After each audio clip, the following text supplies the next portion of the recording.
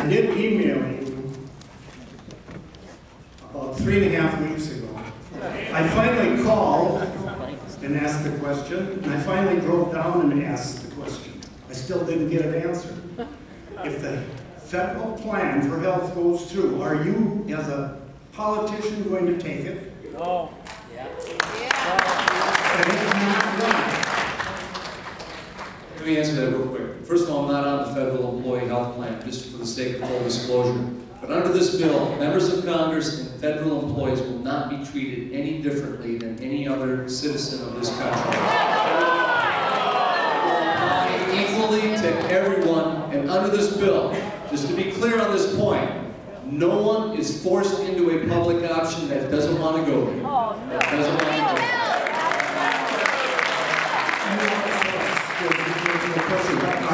Are you taking it? I didn't catch if you are or not. I'm not.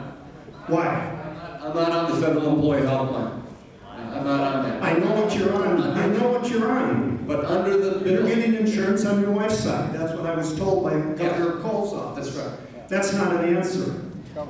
I think I answered your question, but maybe we're talking across from each other. What's the question you want me to answer? The question is, are these politicians going to be taking this federal plan like you're asking everybody else to? Yeah. Yeah, if they want to, they can, because we're not forcing anyone. That's not the answer. Listen, folks, I'm trying to give you the honest responses I see. You can choose to believe it if you want or not, but under this plan, no one is forced into any public option that doesn't want to go there, including members of Congress. If it's so good, why aren't you taking it? We're not saying it's so good. We're not saying it's so good. We're not saying it's so good. We're saying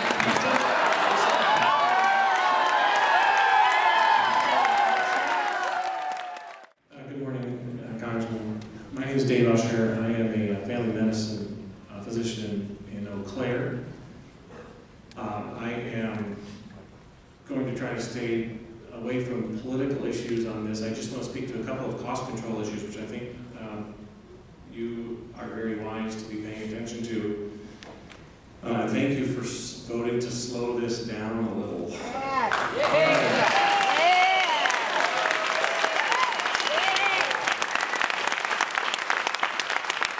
I agree there are a lot of things that need to be reformed about the way we provide health care and sick care to our patients. There are a couple of things that I just haven't heard much about. And maybe there's things in these bills that nobody's talking about, so I'd like to kind of get these out. One is, what are we doing with medical malpractice tort reform?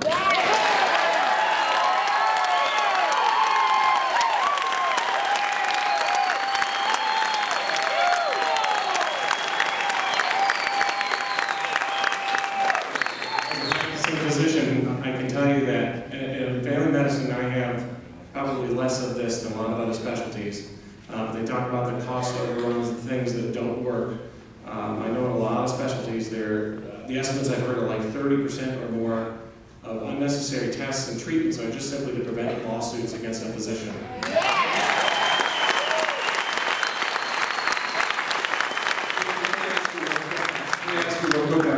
We've got med mal reform already in the state of Wisconsin. Do you feel it's not working well, or? I think in Wisconsin we're much better off than many or most states. Yes, thank you. That's a very good point. Wisconsin's got lots going that's good for it. But in general, I can tell you generations of doctors are coming out. I just got a new partner last year. I said, how's the malpractice climate in residency? My God, she said, it's horrible. I mean, it's bad. So anyway, if we don't control tort reform, if we don't control the malpractice climate, we won't ever change the way doctors do business.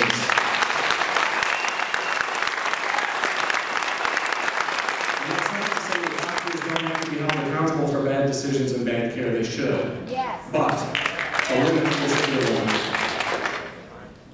The second issue I simply will say is we need to do something to address primary care doctor shortage. Because unless you give us more primary care doctors and you insure 45 million more people, where are they going to go? I'm truly excited.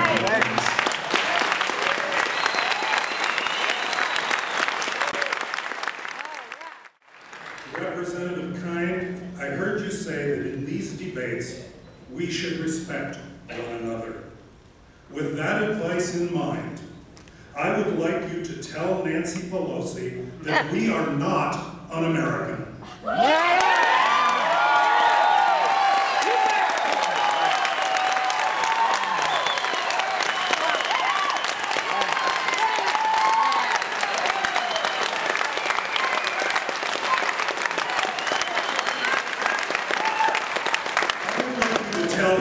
agree we are not evil mongers. I would like you to tell your congressman that we are not a mob, we are not Nazis, we are not the Ku Klux Klan, and we have nothing in common with the likes of Timothy McVeigh. We are Americans simply exercising constitutional.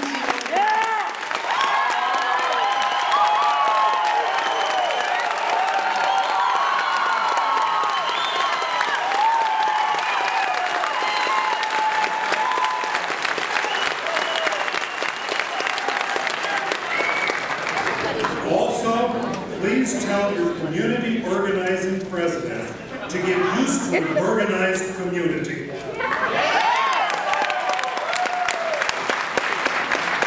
And finally, point number 3, Let him finish. Let him finish.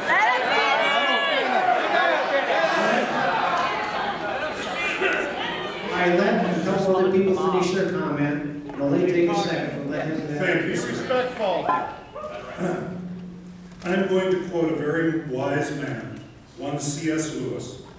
Of all the tyrannies, a tyranny sincerely exercised for the good of its victims may be the most oppressive. It would be better to live under robber barons than under omnipotent moral busybodies.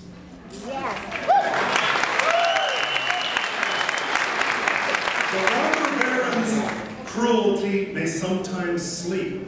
His cupidity may at some point be satiated. But those who torment us for our own good will torment us without end